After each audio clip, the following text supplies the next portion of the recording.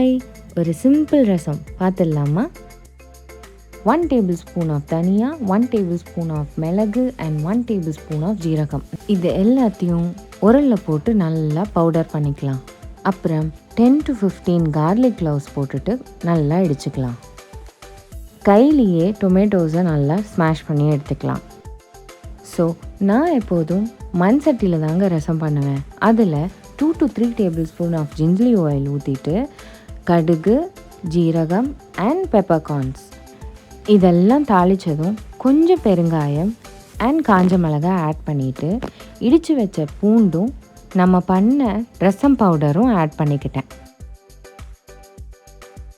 இதை ஒரு 5 seconds வதக்கிட்டு டொமேட்டோ ஆட் பண்ணிவிட்டு கருவேப்பிலையும் போட்டாச்சு. அப்புறம் ஒரு லெமன் சைஸ் புளியும் கரைச்சி வச்சுருந்தேன், அதையும் போட்டாச்சு.